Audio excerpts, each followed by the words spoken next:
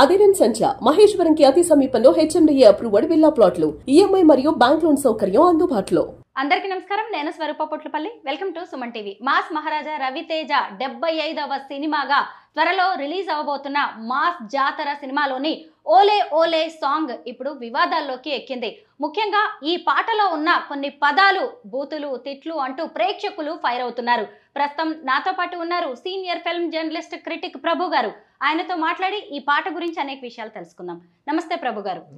మీరు కూడా వినే ఉంటారు ఓలే ఓలే పాట. ఆ పాటలో వస్తున్న కొన్ని పదాలు నేనైతే చెప్పడానికి కూడా ఇష్టపడట్లేదు. మీకు ఏమనిపించింది ఆ సాంగ్ విన్నప్పుడు?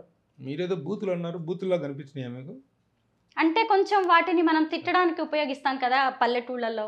నీ అమ్మ, నీ అక్క, నీ ఆలి, ఇట్లాంటివన్నీ కూడా తిట్లుగా వాడేటువంటి పదాలని దీనికి వాడారు. అది యాక్చువల్గా తిట్లు కాదు. ఈ సందర్భంలో వాడింది తిట్ల కోసం వాడినటువంటిది కాదు.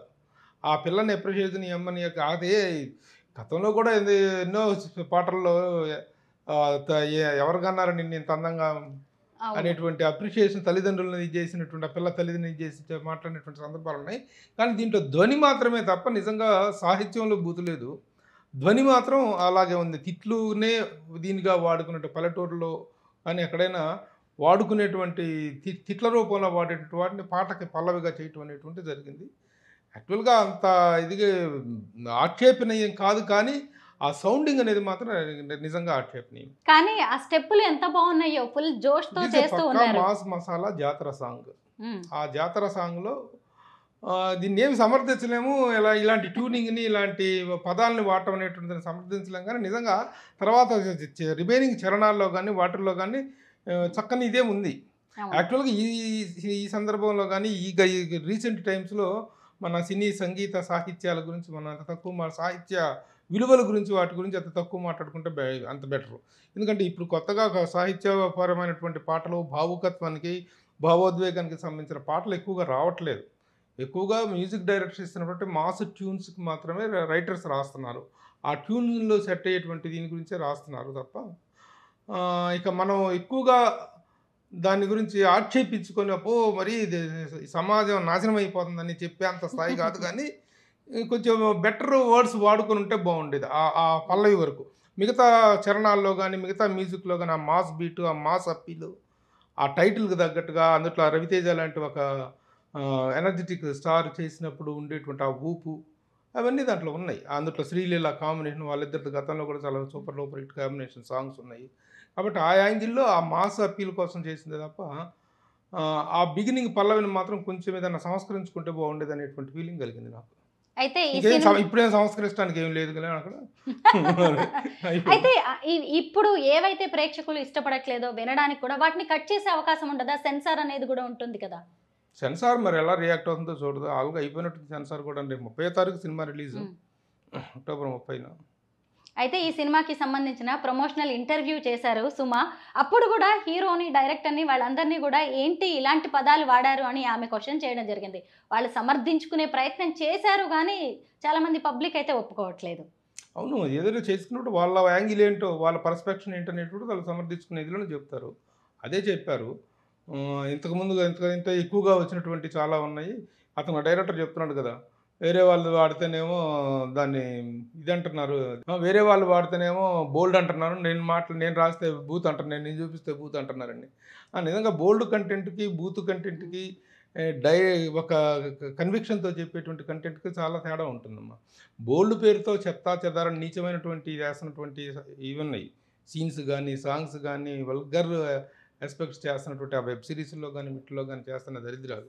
సో ఇక్కడ బూతు అనేది లేదు, కానీ బూతు ధ్వనించింది. అది ఆ తేడాన్ని గమనించుకోవాలి. అలా కాకుండా బెటర్ ట్యూన్ ఇచ్చినట్టు బాగుండదు. బట్ అంతగా ఏదో బూతులు గుప్పిచ్చేద్దాం, బూతులతోనే పాట నింపేద్దాం అనేటువంటి ఇంటెన్షన్ మాత్రం వాళ్ళకి లేదు. అది మాత్రం గ్యారంటీగా చెప్పచ్చు. పల్లవిలో మాత్రం కొంత అబ్సర్డ్నెస్ కనిపించింది అనేటువంటిది వీ హ్యావ్ టు యాక్సెప్ట్. ఈ మధ్య చాలా సినిమా సాంగ్స్లో కూడా ఇలాగే సాహిత్యం ఉండట్లేదు, మొత్తం మ్యూజిక్ డామినేట్ చేస్తుంది, ఏదంటే అది పదాలు వాడేస్తున్నారు అని కూడా విమర్శలు మనం వింటూ ఉన్నాం. మీకు కూడా అలా అనిపిస్తుందా? డెఫినెట్గా నేను చెప్తున్నాను కదా, సంగీతం అనేటువంటిది అంటే సాహిత్యం, ఈ రెండింటి సరైనటువంటి గొప్ప మేళవింపే పాట. ఆ మేళవింపులో సంగీతం అనేది డామినేట్ చేస్తూ పోయి సాహిత్యం అనేటువంటిది ఎక్కడో అట్టడుగుపోయినటువంటి రోజులు ఈ రోజు ఇప్పుడు కొత్తగా వచ్చినని మనం బాధపడాల్సిందే, వాపోవాల్సిందే లేదు. అది డబ్బాలో రాళ్ళేసి కొట్టిన సంగీతం విన్నటువంటి సందర్భాలు ఉన్నాయి, పాటలు వింటున్నాం మనం ఈరోజు. కాబట్టి ఇక అది డిఫరెంట్ సబ్జెక్ట్, అది ఒక వ్యాస్ట్ సబ్జెక్ట్. సంగీతం అనేటువంటిది సాహిత్యాన్ని మింగేస్తుంది. ఎందుకు మింగేస్తుందంటే సాహిత్యం, అంత గొప్ప సాహిత్యం రాయగలిగినటువంటి పరిస్థితులు, ఆ సిచ్యువేషన్ ఉండాలి. ఆ సిచ్యువేషన్ ఉంటే గొప్ప రాయగలుగుతారు. లేకపోతే ఓన్లీ మాటలతోటి గ్యాప్ ఫిల్అప్స్ లాగా, ఫిల్ ఇన్ ద బ్లాంక్స్ లాగా ఫిల్ చేసుకునే పరిస్థితి మాత్రమే ఉంటుంది. ఇప్పుడు ఈ సినిమాకి సంబంధించినందుకు విమర్శలు వచ్చినటువంటి మాట వాస్తవం. అలా స్పందించే వాళ్ళు ఉంటారు, వాళ్ళ స్పందనలో కూడా తప్పు లేదు. నేను బూత్ రాయలేదు అనేటువంటిది అతను వాళ్ళ వాదన. నిజమే, అది బూత్ రాయలేదు, అది కానీ బూత్ ధ్వనించేలాగా ఉండటం అనేటువంటిది జరిగింది. ఇంకా అది ఎవరు ఎలా తీసుకుంటారు, ఒక వీళ్ళు ఎలా ఆ పాట రేపు థియేటర్లో రూతులకి ఇచ్చుద్ది అనేటువంటిది మాత్రం సందేహమే లేదు. ఆ సినిమా సక్సెస్ అయితే ఆ సినిమా సక్సెస్కి ఈ పాట ఒక మెయిన్ రీజన్ అవుతుంది అనేటువంటిది కూడా ఎలాంటి సందేహం లేదు. ఆల్రెడీ కొన్ని లక్షల మిలియన్ వ్యూస్ వస్తున్నాయి. మరి ఆ తిట్టేవాళ్ళు ఒక 10% మంది ఉంటారు, కానీ ఆ మిగతా 90% మంది ఎంజాయ్ చేస్తున్నారు దాన్ని, ఆ సాంగ్ని. కాబట్టి ఎవరిది కరెక్టు ఎవరిది రాంగ్ అనేటువంటిది వాళ్ళ విచక్షణకు వదిలేయాల్సినటువంటి పరిస్థితి తప్ప దీని మీద మనం జడ్జిమెంట్ చెప్పేంతేం లేదు. వాళ్ళు డైరెక్టర్ వాళ్ళు బోల్డ్గా సమర్థించుకుంటున్నారు. సుమ తన పాత్ర తను పోషించింది, అడిగింది. ఇది పబ్లిక్ ఒపీనియన్ని తను అడిగింది. సుమ ఇలా అంటున్నాయి, ఇలా ట్రోలింగ్ వస్తుంది, ఏంటి మీ సమాధానం అంటే వాళ్ళు అదిలా సమర్థించుకున్నారు. మనం ఎలా చెప్తున్నాం, మనం ఎలా రియాక్ట్ అవుతున్నాం, యాజ్ అ జర్నలిస్ట్గా నేను ఎలా రియాక్ట్ అవుతున్నాం అంటే బూతు ధ్వనించిన మాట వాస్తవం. అవును, బూతు లేదు, ధ్వని వేరు, బూతు రాయటం వేరు. నీ అమ్మ అనేటువంటి పదాన్ని వాడుకునేటువంటి సెన్స్ అదే. మనకు సామెత చెప్తారు కదా, మీ నానున్నాడా అని అంటానికి మీ అమ్మ మూడున్నాడా అంటానికి తేడా, అదే తేడా ఇందులో ఉంది. ఇది ఎప్పుడో వచ్చేసింది. అది ఇప్పుడు ఈ పాటతో వచ్చినటువంటి ట్రెండ్ కాదుగా ఇది. ఇలాంటి పాటలు గతంలో కూడా చాలా వచ్చినాయి.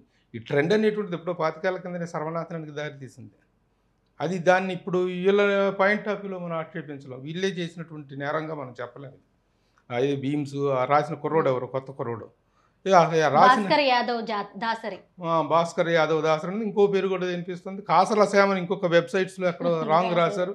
నేను కాసర్ల శ్యామకు ఫోన్ చేసి, ఏంటయ్యా ఇలాంటి సాంగ్ నువ్వే రాసావా అని అంటే, నువ్వు అయ్యో నేను రాలేదన్నా, నాకు సంబంధం లేదని తను వివరణ ఇవ్వడం జరిగింది. సో నిజంగా మాస్ జాతర సినిమాలో ఇంకొన్ని హైలైట్స్ అయితే కనిపిస్తున్నాయి. దీనికి నిర్మాత సూర్యదేవర నాగవంశి, అలాగే భాను భోగవరపు డైరెక్టర్ గా ఉన్నారు. ఇంతకీ ఈ సినిమా గురించి, ఈ సాంగ్ గురించి మనం ఇంతగా మాట్లాడుకుంటున్నాం కదా, కొరియోగ్రఫీ అంతా జానీ మాస్టర్, బీమ్స్ సిసిలోరియో మ్యూజిక్, రాసిందేమో భాస్కర్ యాదవ్ దాసరి. అయితే ఒక్కోసారి నెగిటివ్ పబ్లిసిటీ కూడా సినిమాకి ప్లస్ అయ్యే అవకాశం ఉంటుందా? డెఫినెట్గా ఉంది. ఈ సాంగ్ చూడు, ఈ సాంగ్కి ఎన్ని వ్యూస్ వస్తాయో, ఈ సాంగ్ ఎంత హిట్ అవుతుందో దీని కింద వచ్చే కామెంట్స్ కూడా అంత హిట్ అవుతాయి. అన్ని లక్షల వ్యూస్ వచ్చినాయి కదా, డెఫినెట్గా ఈ song hit, super duper hit song.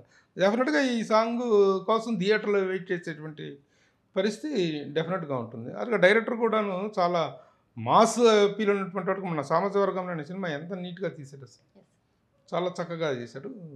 అలాగే సరే, నిర్మాతల గురించి చెప్పేసరికి ఈజ్ నౌ చాలా రన్నింగ్లో ఉన్నటువంటి మంచి ఫామ్లో ఉన్నటువంటి producer Nagavamsi. So let's wait and see how it comes out. మొత్తం మీద ఈ ఓలే ఓలే సాంగ్ అనేది విమర్శలకైతే దారి తీసింది. సినిమా హిట్ అవుతుంది, లేదు అంటే చాలా రోజుల తర్వాత మళ్ళీ ఎనర్జెటిక్ స్టార్ అయిన మాస్ మహారాజాని మన స్క్రీన్ మీద చూడబోతున్నాం అని చెప్పి ప్రేక్షకులు ఎదురు చూస్తున్నారు. థ్యాంక్ యూ సో మచ్ ప్రభు గారు. ఓకే.